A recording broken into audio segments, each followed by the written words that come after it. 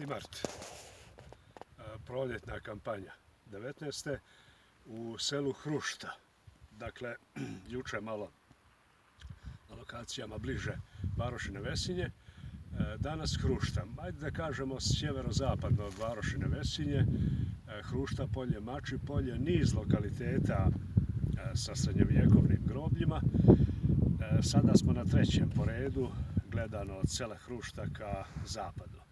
Iza greben Veleži, a ovdje, pored srednjovjekovnog nadgrobnog krsta, koji posjeduje pripadajuću ploču, na kojoj je isklesana predstava štita sa mačem pod štitom, onako kako je najčešće kada govorimo o ovoj predstavi u čitavom Humu i čitavoj Bosni. Ono što je interesantno i što želimo pokazati je nadgrobni krst koji se, kako se ovdje može vidjeti, kreči, i to se pedantno kreči očigledno svake godine, i koji opet u svome čvorišnom dijelu posjeduje predstavu krsta, reljefno izvedenu, a na horizontalnoj gredi, na krajevima njeznim, predstave nebeskih tijela. I na drugoj strani krsta se nalazi opet klesani krst u čvorišnom dijelu. Ovo je jedna manja nekropola, međutim ovdje postoje jako velike nekropole srednjega vijeka sa mnoštvom spomenika. Kazali bi u zanatskom smislu nešto grublje izrade nego su spomenici u onom srednjem pojasu Hercegovine.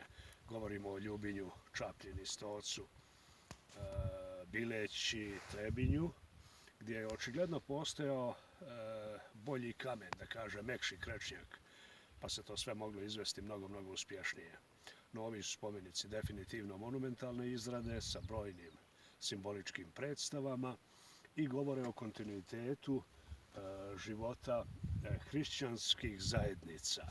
Dakle, u ovom slučaju, dakako na ovoj teritoriji srpskih, jer ne znam koje bi drugo tražili, a ovaj je krst svjedok takvome kontinuitetu.